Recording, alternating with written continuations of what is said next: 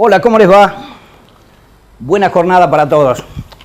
Un nuevo encuentro, esto se llama El Otro Perfil. Esta serie de episodios en los cuales tratamos de reencontrarnos con personajes, con empresarios, con industriales, con gente a los cuales queremos conocerla toda, pero te voy a asegurar, te aseguro, que conocemos una parte de esa persona. Por eso este programa, llamándose El Otro Perfil, trataremos de mostrar esa cara, esa arista del personaje que quizás no conozcas. Hoy nos visita, y es un gusto personal poder tenerlo aquí delante nuestro, un profesional de la ciudad de Morteros, un abogado de esta ciudad de Morteros, se llama el doctor Antonio Conti Santa Cruz, y es un gusto poder saludarlo. ¿Cómo le va, doctor? Bien, antes que nada, agradeciéndote el elogio, ¿no es cierto? Por favor. Por tus inmerecidas palabras. Pero bueno. Pero es un gusto, ¿eh? Nos conocemos hace mucho y bueno, los aprecios en este caso son recíprocos. ¿Está de acuerdo en que charlemos de una manera distendida? Queremos conocer. Y le pido permiso para que me le deje decir tono, porque nos marcan de chicos con un apodo y no lo borramos más, ¿no? Pero no hay ningún inconveniente. Además, yo también me identifico con Tono mucho más que con mi nombre, que es Antonio. Claro. Es un derivado, pero en realidad Tono es lo que yo me siento cómodo. ¿Quién es Antonio Conti Santa Cruz? El Tono Conti, como lo conocemos, ¿no? Antonio Héctor Conti Santa Cruz es en su momento un muchacho que nació en Morteros, hijo de una maestra, Elsa Santa Cruz, y de don Antonio Conti, comerciante muy conocido, los dos excelentísimas personas, de los cuales yo estoy muy orgulloso, en el año 1943, es decir, ya hace un tiempo. Fue a la escuela fiscal, tuve compañeros, hice un grado libre, con lo cual volví a cambiar de compañeros, y al terminar la escuela primaria, mis padres decidieron en aquel momento enviarme, en este caso, al Liceo Militar General Paz, con el cual yo dejé de alguna forma la comunidad, en el sentido de convivir, de convivencia, y fui a dar con mis huesos allá a Córdoba. ¿Hace más de 50 años que es abogado, doctor? 56, me puedes decir Tono. Tono. Siempre tuve inquietudes, ¿no? Y me las voy a sacar esta noche, doctor. ¿Puede un abogado defenderse en un juicio? ¿Autodefenderse? Sí, en realidad técnicamente lo puede hacer, está facultado por la ley para hacerlo. Lo que pasa es que desde el punto de vista de lo técnico no es aconsejable que el abogado se autodefienda, porque está en una situación de máxima tensión, está defendiendo un interés que es el propio, entonces la serenidad, que muchas veces hace falta, entra en juego y por ahí se puede llegar a quebrar. Yo personalmente he tenido una serie de motivos, con motivo de mi profesión, de causa, penales, en las cuales, digamos, no estoy exento porque siempre estamos caminando en el filo de la navaja y hay gente que simpatiza con uno y hay gente que no simpatiza, hay gente que se siente molesta y hay gente que no se siente. Y en ese caso, pero yo siempre, en mi caso particular, siempre ejercí, que no fueron muchas, ya vimos 2 o 3 veces, he ejercido mi propia defensa. ¿No se lo priva la ley? No, en absoluto. Doctor, el bombero, el médico y el abogado, creo que está dentro de esa trilogía, saben vivir la desgracia en primera persona. Ustedes también, a través de los casos que manejan, se ve de cerca el dolor, se ve de cerca la desgracia. ¿Es así? Es así, depende de los aspectos o los perfiles con que uno enfoque la cuestión. El médico está ante una entidad de mucha mayor envergadura, que es la vida y la muerte. El abogado vive el conflicto. Como todo conflicto, ¿no es cierto?, afecta a la persona, la estabilidad emocional, la estabilidad espiritual, lo que fuera. Hay veces se siente, pero es algo que se puede manejar de la mejor manera que los otros valores, que son, insisto, la vida y la muerte. El abogado generalmente maneja no solo lo patrimonial, que muchas veces duele menos que la vida, obviamente, totalmente, no muchas veces siempre. Pero otras veces maneja también lo emocional, sobre todo en cuestiones de familia, en cuestiones de ese tipo de planteo, donde se dan situaciones de, digamos, de debilidad o de ruptura, digamos, de un nivel de espiritualidad. Ahí se siente fuerte. Dicen que los años no se miden por los cumpleaños festejados, sino por los vividos realmente. ¿Ha vivido muchos años, doctor? He vivido muchos años, pero fuera de eso me ha tocado vivir, seguramente a la gente a mi edad lo mismo, en contextos totalmente variables y sobre todo en contrastes muy grandes. Recordemos que en aquella época, cuando yo nací, donde yo me crié, y en la época de mi adolescencia, fueron los años 60. Los años 60 creo que han tenido, digamos, un sesgo muy particular. En los años 60 el hombre llegó a la luna, en los años 60 estuvo el movimiento hippie en la costa oeste de los Estados Unidos, en los años 60 se vivieron la invasión a Cuba, Bahía de los Cochinos, recorrimos una serie de circunstancias que fueron variando notablemente el enfoque de la sociedad. Y no eran tan rápidos como son ahora. Ahora, digamos, el movimiento, la conflictividad o el cambio es mucho más intenso. Es más difícil medirlo ahora que antes. Antes era más largo. Aquella, su juventud, versus esta juventud actual, ¿dista mucho una de otra? ¿Qué pregunta? Evidentemente que la experiencia personal de cada uno hace que uno se incline hacia un lado o hacia el otro. Lo cual no significa que sea mejor o peor. Yo siempre digo, no es ni mejor ni peor, es distinto. Obviamente vos me das para elegir y yo elijo lo mío, porque en eso me hice, en eso me formé y de alguna forma con eso conviví. Y es más difícil interpretar esta otra visión mucho más dinámica de las cosas, donde los valores también son distintos. E insisto, no son mejores ni peores, son distintos. ¿Le resulta más fácil al joven de hoy que al joven de hace 70 años atrás? Depende de lo que se entienda por facilidad. Es decir, para nosotros nos era, si se quiere, fácil encauzarnos en determinadas vías que nuestros mayores o nuestros educadores nos daban, porque era lo de uno. El joven adolescente ahora es más fácil en cuanto a que por ahí irrumpe más fácilmente, pero es más difícil en relación a los resultados. ¿Qué le da vergüenza?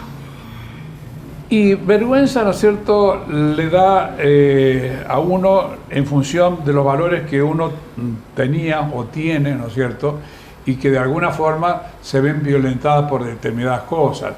Es decir, afirmar una cuestión y que después, ¿no es cierto?, esa cuestión no sea de toda la misma manera en que uno la afirmó, uno se avergüenza porque debió haber previsto que a lo mejor no se daba como uno lo indicó. Y ahí sentí como un cierto resquemor interno. Después los otros tipos de vergüenzas, no las habituales, las que puede tener toda conducta de toda persona humana, ¿no es cierto? ¿Qué lo hace llorar o emocionar más que llorar? Bueno, nosotros tenemos un valor, nos formamos en lo que creíamos que era mejor, que no es así, de eso estoy convencido, pero nosotros le asignamos un valor. Es decir, el hombre no debe llorar, o el hombre no llora. Eso es un valor de nuestra época. Y entonces nos endurecimos un poco en el alma. El alma fuimos adquiriendo una cierta dureza que no es buena, así yo reconozco que no es buena, pero era parte de nuestra formación. Lo débil era la mujer, ¿no es cierto?, y el fuerte era el hombre. Cuando en realidad, convenzámonos, no es así. Es más, los tiempos modernos se han equiparado una cosa a la otra y no ha dado, ¿no es cierto?, una explicación de que no era así. Pero así nos formamos. Yo digo, yo me emociono, y lo hablo en primera persona, hasta con una excelente publicidad, viendo por televisión, por las redes, una muy buena publicidad. Cuando me emociono, trato de felicitar a quien la ideó, quien la creó, porque logró su objetivo, en definitiva. Hasta con esas cosas uno se emociona, ¿no? Bueno, la emoción es una cosa que uno lleva a flor de piel. También debo decir que la emoción va cambiando con el correr de los años. Uno cuando es más joven se lleva el mundo por delante, es más duro, tiene una corteza, ¿no es cierto?, un poco más en el espíritu o en el corazón, claro, que lo hace más defendible.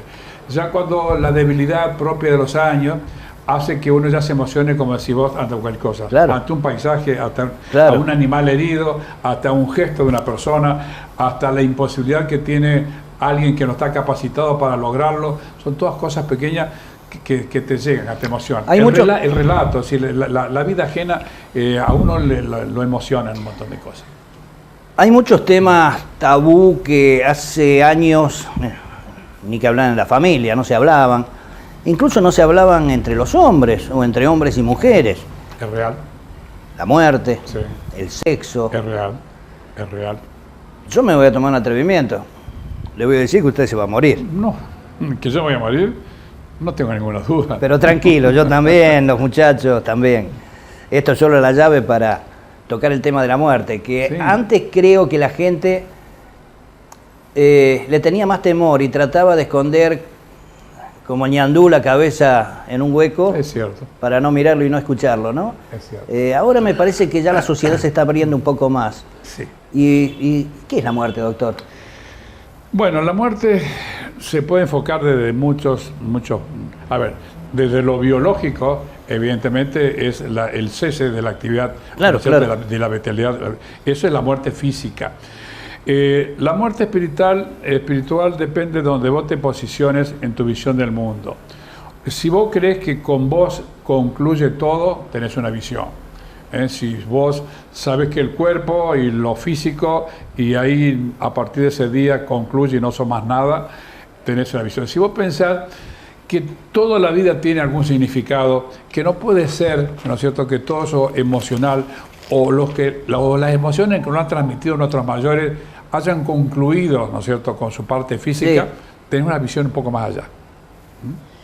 ¿Es un hecho justo en la vida la muerte? Yo creo que sí, es un fenómeno biológico la muerte, pero también está atada a lo que te estoy diciendo. Es decir, si vos Claro. crees en cierta trascendencia espiritual, Claro. la muerte la relativizás. La relativizás. Lo que muchas veces asusta a la gente es no saber cuándo vendrá. Eso es Bueno, quizás sí. la gente se dé vuelta y Sí. no quiera mirar ni quiera preguntárselo, ¿no? Claro, pero a ver, uno lo va naturalizando a medida que uno va conviviendo con la muerte. Es decir, cuando vos tenés 20 años, la muerte la ves tan lejos. Cuando vos estás cerca de los 80 o en una edad parecida, vos la vas mirando a tu costado. Vos vas viendo que, digamos, eso ha llegado o le ha tocado incluso con mucha anterioridad.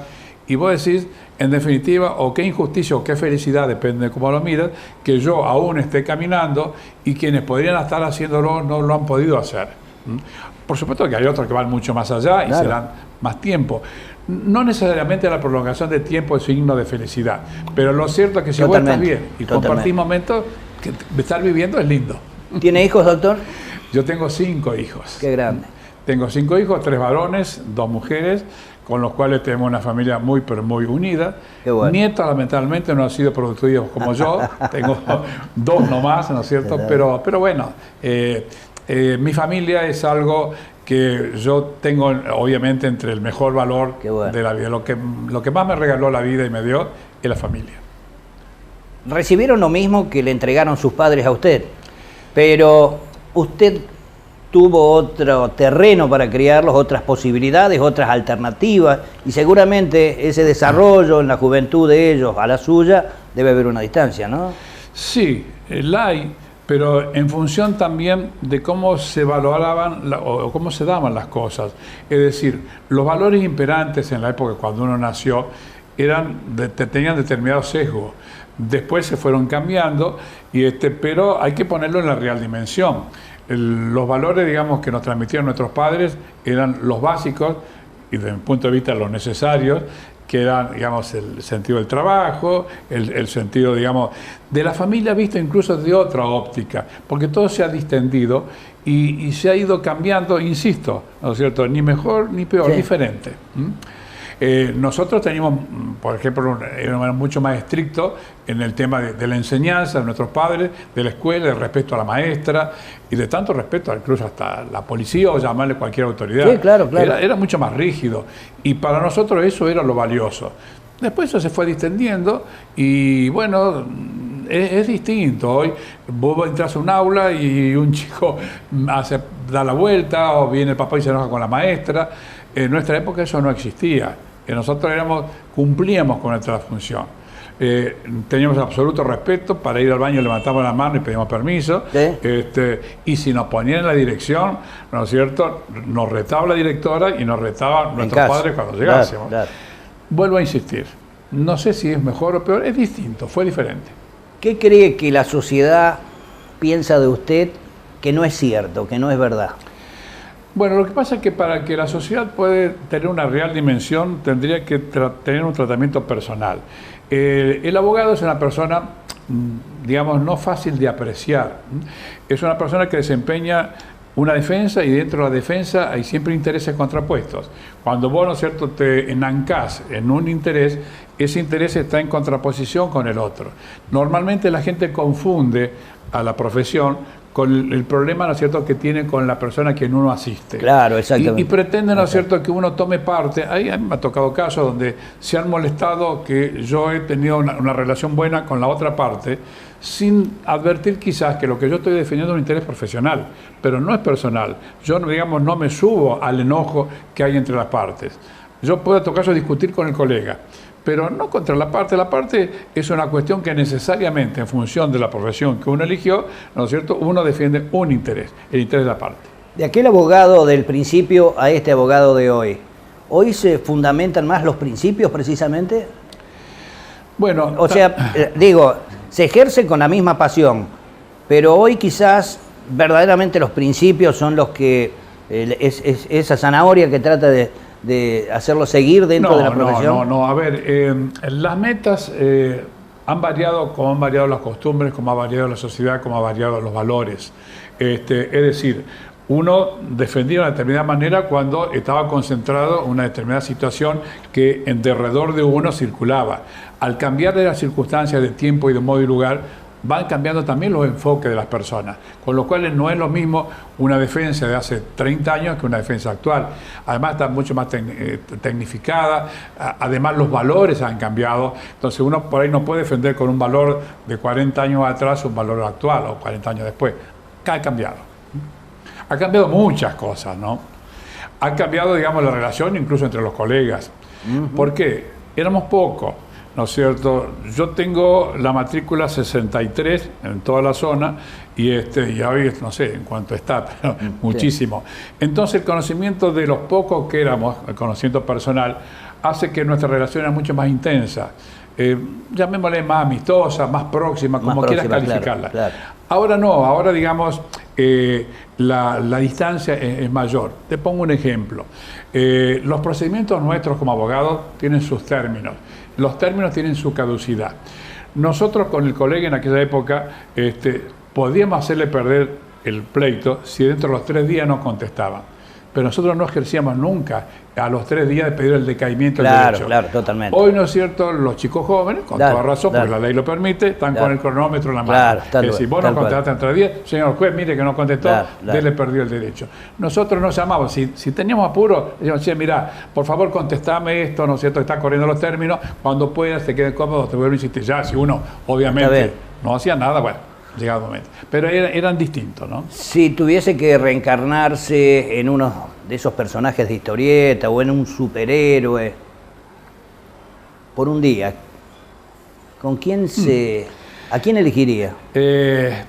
Bueno, hay muchos, pero... Mire que tiene El Hombre Invisible, Batman... No, yo me iría más atrás, ¿no es cierto? Quizás personajes que a lo mejor no lo han vivido.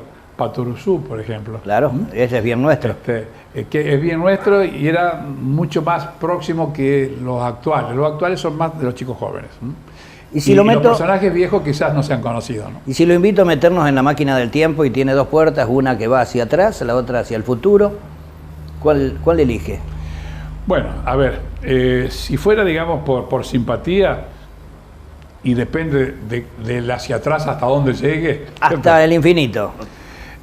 No, necesariamente me tengo que inclinar por lo que viene. ¿No? Por lo que viene. No puedo ir, sí. Nosotros somos evolutivos, vamos hacia adelante. Si vos decís, si te querés sentar sobre determinados valores, quizás me incline sobre valores pasados. Pero no podemos encontrar mano del tiempo. ¿Cuál es el mayor defecto que tiene Tono? ¿El mayor defecto? Sí. Tengo muchos, ¿no es cierto? Seguramente soy medio porfiado, por ahí soy no te digo rencoroso, ¿no? Pero no me gusta que, digamos, que me soplen la nariz, como decíamos en nuestra claro. época, ¿no? Y eso no está bien, eso es un defecto. Es decir, cuando vas conduciendo ya no, está todo el partido, pero como que te ofuscás, por ahí deberías tener más templanza. Y bueno, son pequeñas cosas. De aquella juventud a este personaje ya adulto, si tendría que quedarse con una etapa de la vida y quedarse allí para siempre, ¿cuál elegiría? ¿Hay una etapa que yo me sonrío, verdaderamente la disfrutó? Me sonrío ante tu pregunta, porque yo una vez le hice la misma pregunta a mi abuelo. Y le digo, abuelo, le digo, ¿cuál es la mejor edad de la vida? Ya era grande. Y me dijo una edad que yo creo que realmente participaría yo a los 20 años. Cuando digo los 20 años de nuestra época, Era ¿no? aquella, claro, Sí, claro. Exacto. Es la edad donde vos tenés toda la potencialidad, vos tenés todo por delante, tenés el futuro, tenés digamos, la vida y la esperanza. Y la esperanza es fundamental. Cuando vos perdiste la esperanza, perdiste prácticamente ya todo el sentido de la vida. ¿Pensó en escribir su biografía, doctor? ¿O ya lo hizo? No ¿O lo está tengo, haciendo? digamos, pensado. Sí me gustan mucho los recuerdos. Sí, de alguna forma me gustaría relatar una serie de experiencias. No lo descarto. Lo que pasa es que esta vorágine del tiempo y la velocidad hace que necesariamente estemos focalizados en lo urgente más que en lo importante, como suelen decir, ¿no? Claro. Pero no lo descarta. No. Yo tengo un problema, parece mentira, pero un problema de tiempo, que no debería tenerlo, porque ya a esta altura debería haber puesto un pie en el freno. Y es como me carga un colega y me dice, sos como Mirta Legrand, te estás por retirar, por tirar, pero no te retirás. En permanente retiro está. En permanente retiro, como los chachaleros. Y acá estamos, ¿no es cierto? Una oportunidad, un juez me dice, pero doctor, no es que se iba a retirar usted, sí, pero el año que viene. ¿Es reconocido por sus colegas? Yo entiendo que sí, no sé si por mérito propio, al menos por el tiempo que me están viendo, que hace mucho, de alguna forma sí, soy la persona que evidentemente me reconoce. ¿En quién se inspira Tono? ¿Hay algún personaje, alguna persona? Depende de qué temática estemos hablando. Yo digo hoy, generalmente uno siempre tiene, en el caso mío hay 2 o 3 personas que son conocidas a nivel de la calle y que por su permanente estado de felicidad, de alegría, de optimismo, de empatía, yo digo, qué lindo, cómo me gustaría ser. No necesariamente en alguien que sea un personaje demasiado conocido. Claro. Bueno, muchas veces uno se inspira no en la integridad de la persona, sino en determinadas habilidades de esa persona o determinados perfiles. Es decir, si vos me decís qué persona ejecutiva, yo te puedo nombrar varios. Si vos me decís qué persona, ¿no es cierto?, es aquella que ha tenido una sensibilidad social para determinadas cosas, es otra persona. Si vos me dices qué persona, digamos, ha puesto el hombro, ¿no es cierto?, y es incesantemente trabajadora, porque el trabajo es un valor que uno lo tiene muy incorporado. Sí, claro. El esfuerzo. Es decir, yo, a pesar de lo que se discute hoy, yo creo en el mérito, en el sentido, no en la meritocracia, y hago la distinción esta porque yo no quiero que a nadie le falte la posibilidad, ¿no es cierto?, de tener la posibilidad que tuvo uno. Pero sí creo, ¿no es cierto?, que el esfuerzo, y lo asocio al mérito, es una resultante necesaria de la persona. Y yo lo valoro, es decir, cuando vos mirás, ¿no es cierto?, personaje, un Favaloro o lo que fuera, realmente, ¿no es cierto?, vos recorres su vida, meritó el esfuerzo. Favaloro nadie le regaló nada, lo hizo, ¿no es cierto?, con el pecho, como él tantos otros. Esos méritos son los que uno lo admira, ¿no? Y si nos remontamos a la historia, obviamente una serie de próceres en el cual uno tiene... Está bien. ¿Ha participado o tuvo posibilidad de participar en política, pero como funcionario, como asesor y demás? Pero en la política de comité, la política de unidad básica, la política... ¿en alguna oportunidad lo sedujo? No se trata de un tema de seducción, sino de compatibilidades. Yo en el ejercicio de mi profesión siempre he tenido claro que el abogado, por el hecho de estar defendiendo intereses parciales, no es el político ideal. Con lo cual nunca se me ocurrió, digamos, el ejercicio en el sentido que vos lo decís. Sí he acompañado movimientos. Yo he estado, digamos, participando de gobiernos justicialistas, llamémosle así, pues ahora se ha disgregado. Sí, totalmente. Pero en realidad yo provengo ideológicamente hablando, de lo que era la democracia cristiana, ¿no es cierto?, en aquella época de los movimientos sociales de la Iglesia, es donde yo de alguna forma he militado. Cuando llegué acá, esa estructura ya no existía más. Sueldo, recuerdo que era uno de los políticos de esa época, y Horacio Gentile, que ha sido senador, ha participado de democracia cristiana, y después, ¿no es cierto?, lo más afín a todo eso fue el justicialismo. Sí. Al menos en Sí, lo teoría. recuerdo. Obviamente tenemos políticos para Sí, todos no, los colores, totalmente, ¿no? totalmente. Pero bueno, esa es la postura. ¿Hubiese sido o sería, no hablo de capacidad, sino elegiría ser intendente de esta ciudad? No, ¿no es cierto? Por varios Pero motivos. ¿es su profesión la que se lo impide? De acuerdo a lo que entendí. Es decir, mi profesión y la formación. Primero, un tema ya etario de edad. Ya no. No, está bien. Sí, sí. En su momento, ¿no es cierto?, podría haber sido, pero no ha sido lo mío. No. A mí me ha gustado, digamos, sí participar de al lado o de atrás en el tema. Pero nunca me he considerado una persona, tener un perfil político, por lo que hablamos recién, ¿no es cierto? Y al no sentirme yo en esa postura, no le he buscado tampoco. Lo cual no sabría qué decirte si lo hubiera elegido. Como mi elección fue otra, no sabría qué contestarte. Tengo que volver a un tema que hablábamos hace un ratito, doctor, de los temas tabú. Hablábamos de la muerte antes, y decía, hace años, tantos años atrás, la gente dejaba escondido debajo de la alfombra, en un rincón del placar, el tema del sexo también. Y hoy, con el correr de los años, yo me doy cuenta que la juventud, incluso cada uno en su domicilio, hoy se explaya un poco más al respecto, hay más consejo de parte de los padres.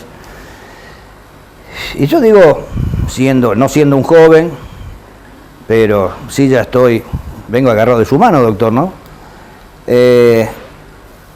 Los seres humanos, a medida que pasa el tiempo, vamos perdiendo la audición, necesitamos anteojos para leer. Lo que antes comíamos de a tonelada, hoy comemos una cucharada y nos hace mal. Y con el sexo pasa lo mismo. Por eso, ese tema tabú del sexo en la vejez, que creo no se lo deben haber preguntado a nadie, y no sé por qué se me ocurre a mí, doctor, hacer una pregunta, porque queremos conocer el otro perfil del personaje. Sexo en la vejez, estamos transitando medianamente una etapa de nuestras vidas donde sexo y sexualidad pasan a tener un poco de diferencias en cuanto al concepto, ¿no? ¿Vos querés conocer mi opinión? No, yo digo, hablo No, de los temas tabú, el sexo en la familia, el sexo. Te lo voy a enfocar de distintos ángulos. Sí. Mira, evidentemente, ¿no es cierto?, que como toda persona uno evoluciona con toda la potencialidad, ¿no es cierto?, cuando es joven. Sí, claro. Y con, no te digo la decrepitud, pero digamos el agotamiento de todas las funciones de carácter sexual que va unido a una tema de reacción. Uno es consciente de eso. Yo recuerdo la anécdota de un cliente, que era acá de Morteros, que me dijo, la naturaleza está mal hecha. Le digo, ¿por qué? No, iba a decir no, pero voy a decir, ¿por qué? Le pregunto. Porque dice, cuando uno va envejeciendo y va perdiendo, ¿no es cierto?, la fuerza y las facultades, debería ir acompañado con la falta digamos, de deseos. Entonces, claro, los deseos de alguna forma continúan, pero las posibilidades no. Decrecen, entonces, claro. La naturaleza está mal hecha. Está muy bueno, está muy bueno. La verdad que me impactó. Mira, a ver, evidentemente que sobre todo en el hombre, el interés sexual se mantiene de alguna medida, pero la conciencia de lo que uno puede hacer, obviamente lo va sosteniendo y limitando. De ahí que hay muchas anécdotas. Entonces, mira cómo me miró aquel viejo verde. Entonces, claro, uno piensa, obviamente uno no es un libidinoso ni va a estar mirando lo que no tiene que mirar. Pero por otro lado, yo siempre digo que las cosas lindas también uno tiene derecho a verlas. Sí, claro. No más allá de eso. Totalmente, ¿no? totalmente. No intentar ni pasarte nada, pero con esto te quiero reflejar el hecho de que el varón en especial de alguna forma mantiene un poco, ¿no es cierto?, esa vigencia de ese interés. De ahí que después lo pueda concretar o no, cambia. Está bien. ¿Qué lo enoja, doctor? Aparte de las preguntas que yo le hago. No, las preguntas no me enojan. No. ¿Y sabes por qué no me enojan? Porque yo he vivido de preguntas, es decir, mi profesión ha sido Claro. una eterna respuesta, llamémosle así. Qué Equivocado bueno, no, qué bueno. pero yo he respondido, he vivido respondiendo. Está bien. ¿Qué lo enoja? ¿Qué me enoja? Bueno, a mí me enoja, hay una cosa que me enoja muchísimo, no sé si es enojo, pero que me afecta, que es un poco el destino nuestro, el destino como país. ¿Por qué? Porque yo he vivido con la expectativa, que no te voy a decir que era de nuestros abuelos los inmigrantes, pero con una expectativa de crecimiento personal, intelectual, patrimonial y lo que fuera, esperanzado en un país grande. Y lo que veo todos los días es un camino desnivelado hacia abajo. Y me duele sobre todo cuando escucho que hay jóvenes que se quieren ir. Porque yo lo que más quisiera es que esos jóvenes se queden acá y que tengan un futuro. Ese futuro que yo aspiré, en el que yo me imaginé que íbamos a hacer. No te digo Argentina potencia, pero sí una Argentina próspera, como una consecuencia del trabajo, del esfuerzo, en el cual se repartan todos los resultados, todo eso, y no es lo que estamos viendo. ¿Tiene fe que la va a lograr ver? Quisiera decirte que sí, pero no me animo. Yo de que me acuerdo de vos, Tono, pedí permiso para decirle vos, de tutearlo, y creo que no lo he tuteado. Ya estamos en ese segmento. De los años que te conozco, siempre con barba. ¿Alguna vez no tuvo barba pasando la juventud? Mirá. ¿Y cómo te ves sin barba, Tono? No, porque es gracioso, el motivo por el cual yo tengo barba. Sí, yo hubo tiempo, ¿no es cierto?, en el cual no he usado barba. Pero resulta que con el tiempo, desde el punto de vista, digamos, fisonómico, me fui pelando como estoy pelado ahora. Claro. Y a su vez fui engordando, con lo cual engordé mi papada. Ah, claro. Con lo cual yo decía que si yo seguía así iba a ser una bombita de luz, porque pelado acá y redondo acá era un globo. Al menos con la barba lo corté un poco. Viste que hacía esta coquetería de los años, bueno, claro, está bien. En algún momento la tuve. Pero es así.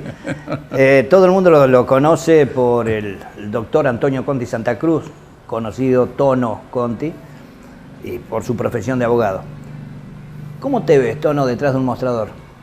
¿Panadería, ferretería, el rubro? Elegilo. No me veo en absoluto, pero no me veo en desmedro de quienes ejercen esa actividad, a la cual yo valoro mucho.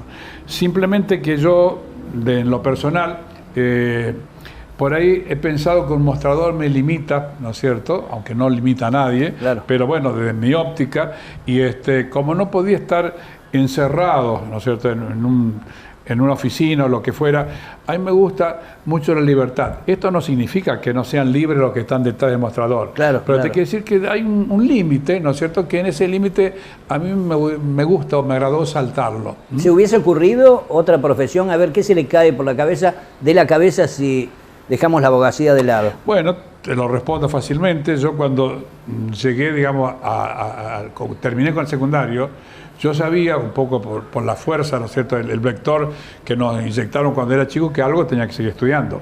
Además era un poco la visión de nuestros viejos, es decir, nuestros viejos inmigrantes, a los que siguieron, era mi hijo el doctor, ¿cierto? Claro, totalmente. Entonces uno lo tenía asumido que uno tenía que estudiar algo, totalmente, lo que fuera. Eso tampoco, insisto, va en desmedro de quienes no lo hicieron, pero un poco es la meta que sobre todo mi madre maestra en aquella época quería que de alguna forma uno haga del estudio una parte de la personalidad de uno.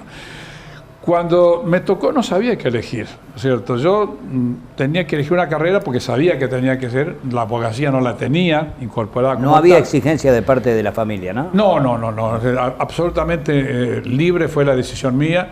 Y de alguna forma, cuando yo hice un cuestionamiento respecto ya de la descendencia, mi mujer me dice, a ver, a vos nadie te dijo nada cuando vos elegiste una profesión. Entonces vos tampoco te metas en la elección, ¿no es cierto?, de los que te siguen. Claro. Porque ¿qué hubiera preferido yo? Tener un hijo abogado, ¿no es cierto? No tiene ningún hijo abogado. No tengo ningún hijo abogado. Ahora, lo acepto, es decir, la abogacía no ha sido lo que la descendencia mía quiso, ¿no es cierto? Y tengo hijas psicólogas, biólogas, licenciadas en ciencias de la ocupación, pero abogados no. ¿Viven en Morteros? ¿Viven en Morteros? No. Todos los chicos cuando se fueron a estudiar a Córdoba ya quedaron viviendo allá. Sabía que a mí me gustaban siempre las ciencias humanistas, es decir, la historia, la literatura. Y claro, a la hora de decidir, vos lo querés compatibilizar con la salida económica, llamémosle así, porque claro, algo tenés que vivir. Entonces dije, con eso voy a adquirir una cátedra. Más allá de todos los méritos que tienen los catedráticos, se iba a ser un poco estrecha las posibilidades económicas. Y lo más afín que tenía con todo eso fue la abogacía. Yo nunca tuve con la matemática, creo que la rendí durante todos los años del secundario. Entonces había descartado que la ciencia exacta iba a ser un destino, una finalidad mía. La descarté completamente. Y ahí me incliné por lo demás y estoy muy contento de la elección que hice, ¿no? Tarde de invierno, lluvia, ¿qué es? ¿Un libro, una película, música? Bueno, yo me he inclinado siempre por los libros. Lamentablemente la literatura técnica, la mía, me consume mi tiempo, ¿cierto? Pero me gusta el libro, me gusta mucho la poesía. La poesía, ¿no es cierto? Y la literatura en general me gusta. Y me gusta mucho la historia. Eso no significa que no me guste leer un buen libro, pero si lo relaciono y lo vinculo más con la literatura, con la forma de redactar, con la historia, me atrae un poco más. Lo llevo de un lado a otro. Y otra pregunta que le va a parecer risueña y que es también íntima. ¿Cómo es su dormitorio? A ver, descríbamelo. Un ambiente de 5x5, 6x5. Es un dormitorio sencillo, obviamente cama matrimonial, por supuesto mesas de luces separadas, un televisor con que uno adormecerse a la noche y una ventana hacia el patio. ¿Tiene algún cuadro? Para mí es vital eso, ¿no? La ventana hacia el patio. La ventana hacia el patio, porque todos los días que amanece y uno ve el sol, yo soy un agradecido de la vida y digo gracias Dios, darle el significado que quiera a Dios, ¿no es cierto?, por permitirme un día más de sol, un día más de luz, un día más de ¿Es creyente, católico, lógicamente? Soy católico, no soy, digamos, un militante católico, ¿no es cierto?, pero sí, yo tengo una formación católica, tengo mis dudas como las puede tener todo el mundo, pero yo vinculo un poco toda la naturaleza a algo superior a nosotros. ¿Por qué? Porque evidentemente nosotros, en lo que nos conocemos, nadie puede estar en condiciones de poder haber hecho semejante maravilla como es la naturaleza. Ni tampoco creo, ¿no es cierto?, en la teoría, digamos, de la evolución, sin ser científico y sin entrar en discusión, de que por ser un sapito llegó a ser, ¿no es cierto?, no me cierra. Es decir, yo creo en una mente superior, llamarle y decirle como quiera. Pero alguien tuvo que establecer las leyes, incluso de la evolución. Si nosotros no somos producto de la evolución, alguien, ¿no es cierto?, tuvo que inventar las leyes por las cuales la evolución llegó.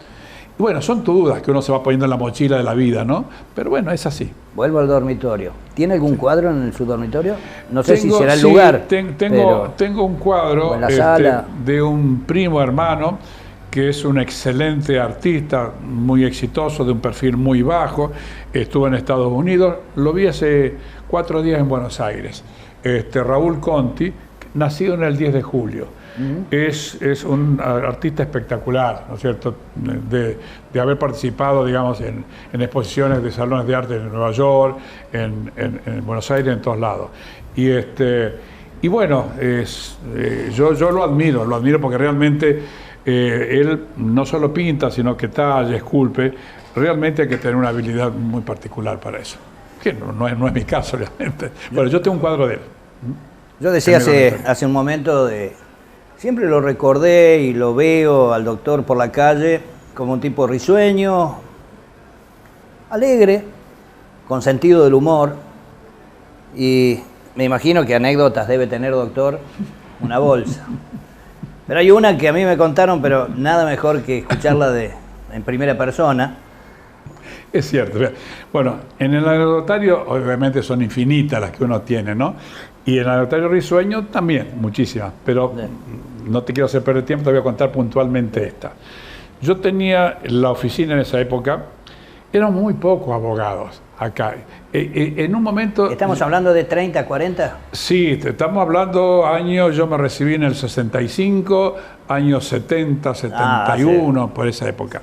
Sí, casi 50 años atrás. Claro. En un momento no había abogados en Morteros. De ahí que quizás tuve la suerte de tener tanto trabajo, porque por ahí podrán no mejor simpatizar, pero no había otra alternativa. Digamos, estaba el doctor Capelino, que hacía declaratoria de herederos, tipo de cosas, que no litigaba. Nino Caldera, que falleció, ¿no es cierto? Después Tialdi, que fue de alguna forma, vide un poco el que me dio las manos iniciales, porque la necesitaba. Vos salí con el diploma, pero 0 por 0. Y no había otro abogado. Estuvo el doctor Zuquela, que más o menos de mi generación, que tuvo 1 año o 2 y se fue. Sí. Con lo cual no había alternativa. Es más, no había abogados en toda la zona, excepto en Freire, que estaba el estudio del doctor Ceruti.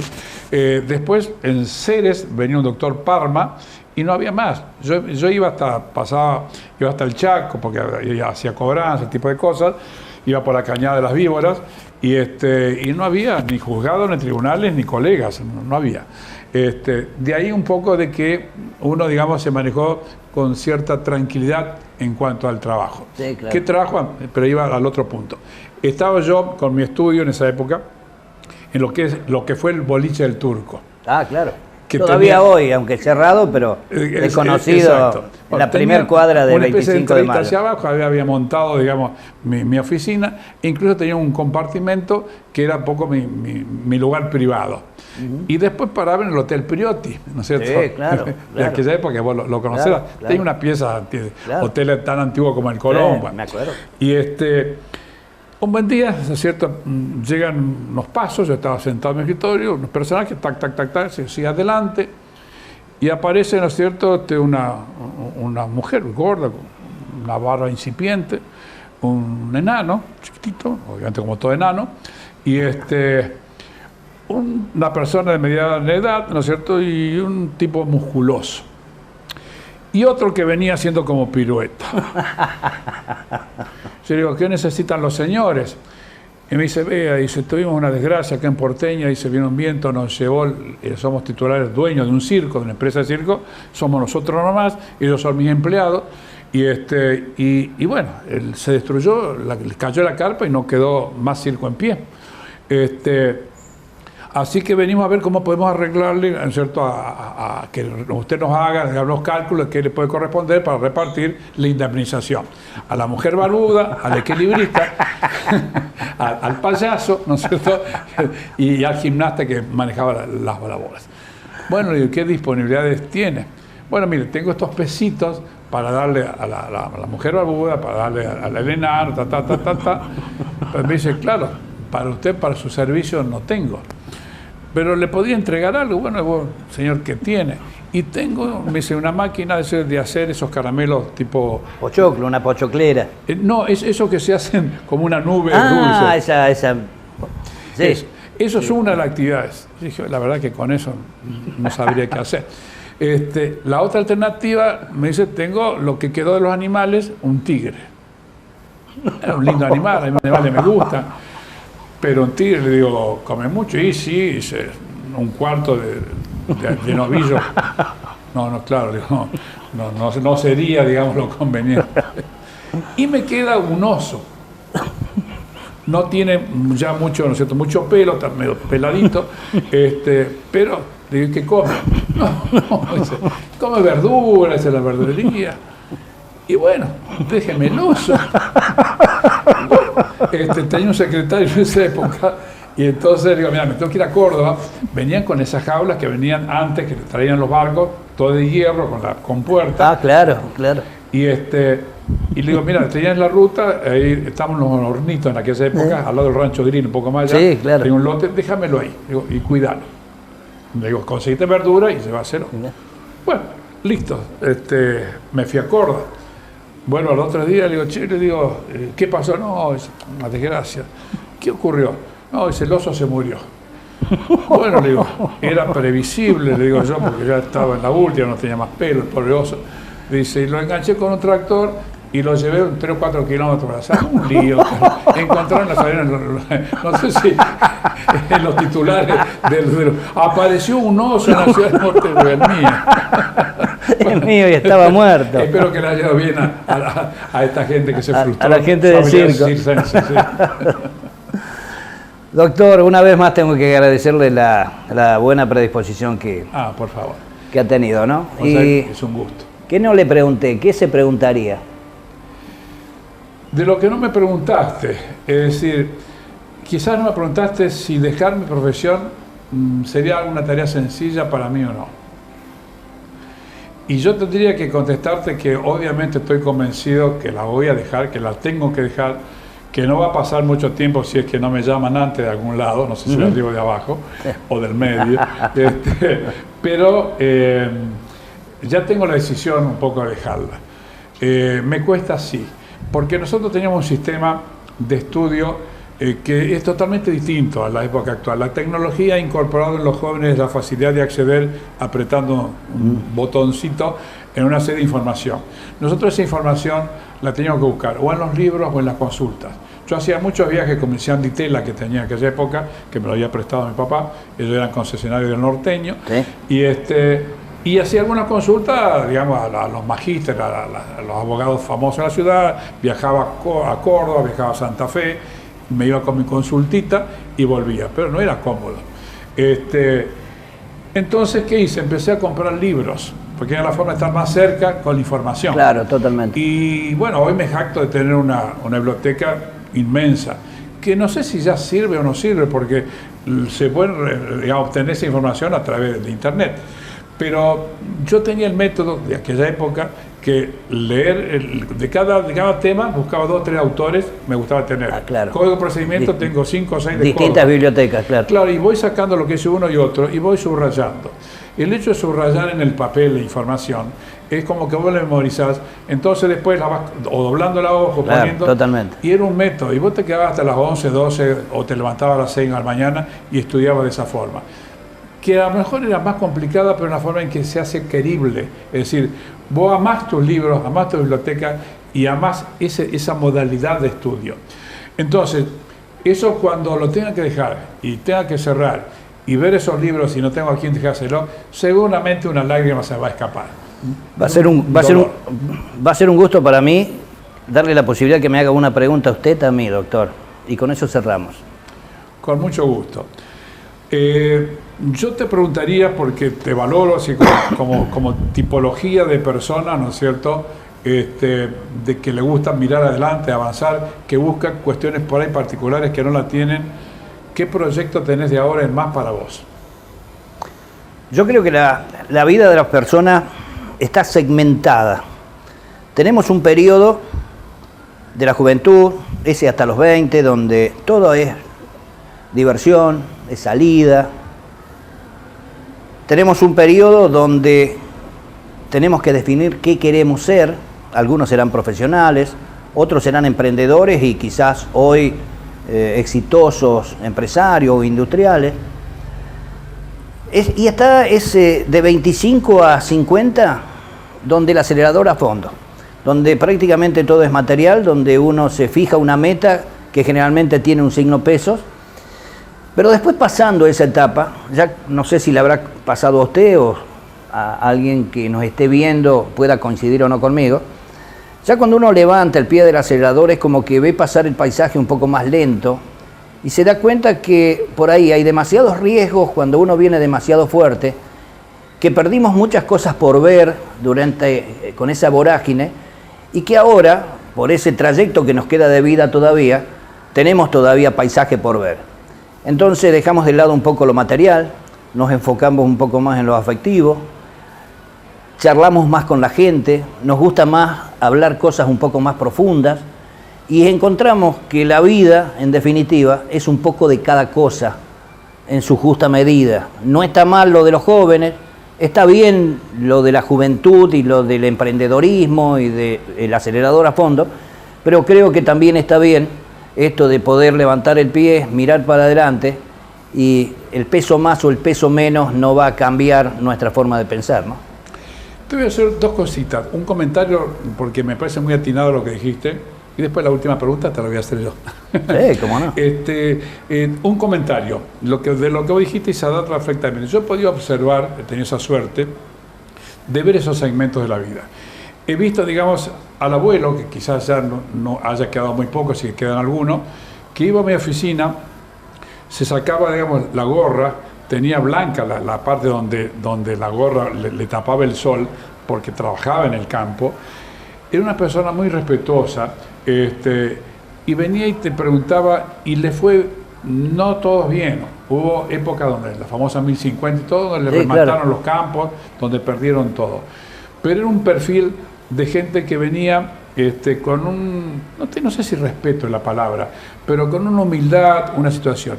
Esa gente que generó, que era puro esfuerzo, que era puro trabajo, porque no había otra alternativa que trabajar bajo el sol, en un lugar donde no había tecnología, donde vos sembrabas y no sabías, porque no había genética, si venía o no venía, se perdían. Normalmente las cosechas no se hacían siempre, los animales tampoco tenían la sanidad que tenían que tener, pues no estaba la tecnología. Esa gente forzada que tenía ese esfuerzo tuvo obviamente hijos. Esos hijos agarraron una época, ¿no es cierto?, del país donde los commodities y todos fueron para arriba, y a mí me da la sensación, a lo mejor estoy equivocada, que se creyeron que la plata la habían ganado ellos. Y entonces su temperamento y su modalidad cambió completamente y venían ya no con la humildad de los padres, sino con un premio, con el pecho, ¿no es cierto? Yo le llamo la generación 4x4, donde ¿cuánto sale esto? Vengo y yo lo pago. Claro, esa no era el viejo. Totalmente. Es el viejo, era la otra juventud, como decís vos, ni buena ni mala, distinta. A la que he conocido. A mí me gustaba la otra. La otra tampoco le fue bien porque tampoco el avance de la tecnología, ¿no es cierto?, hizo que con la maquinaria que hay hoy, que vos tenés el nivel de humedad de la tierra, totalmente. Todo éxito, en aquella época no era éxito. Tuvieron que vender campos, les remataron los bancos en la época de la patria financiera, y esa gente tenía otro perfil.